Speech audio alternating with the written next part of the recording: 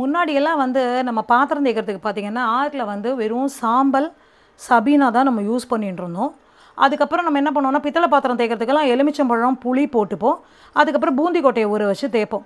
அந்த மாரி ஒருத்தர் வந்து என்ன பண்றான்னா, ஆர்ட்லயே இத வந்து யாமிஸ் ஹெர்பல்னு ஒருத்தர் வந்து எனக்கு இத அனுப்பியிருக்கா. இது வந்து பார்த்தீங்கன்னா, பியூர்லி லெமன், அதுக்கப்புறம் வந்து பூந்தி கொட்டை இத வச்சு ஹெர்பலாவே இந்த ப்ராடக்ட் பண்ணியிருக்கா. ரொம்ப நல்லா இருக்குது பாத்திரம் தேய்க்கிறதுக்கு. அது இல்லாமல் இவ நேச்சுரல் ப்ராடக்ட்ஸ் வந்து ஏதோ சம் டீ, அதுக்கப்புறம் சோப்பு அதெல்லாம் கூட 2, 3 ப்ராடக்ட் எனக்கு அனுப்பிச்சிருந்தா. அதில் எஸ்பெஷலி நான் வந்து இந்த இது யூஸ் பண்ணேன். ரொம்ப நல்லா இருந்தது இந்த லிக்விடு. பெரிய கையில் நிறைய நுரைச்சுன்னுலாம் வரமாட்டேங்குது. ரொம்ப திட்டமான நுரை, ஒரு மைல்டு ஸ்மெல்லில் இருக்குது. பாத்திரத்தில் இருக்கிற பிசுக்கு வந்து நம்ம பூந்தி கொட்டனால நல்லா அந்த பிசுக்கும் போகிறது. நான் இவளோட பேஜை உங்களுக்கு டேக் பண்ணுறேன். யாருக்காவது வேணும்னா தாராளமாக ட்ரை பண்ணுங்கள். ரெண்டாவது வந்து அவள் வந்து தேங்காய் நாரையே இவ்வளோ அழகாக மேனுஃபேக்சரிங் பண்ணி அனுப்புகிறா. தேங்காய் நாரை நார்மலாக வச்சா பிச்சிக்கும் இல்லையா, அதை தைச்சு அழகாக அனுப்புகிறாத.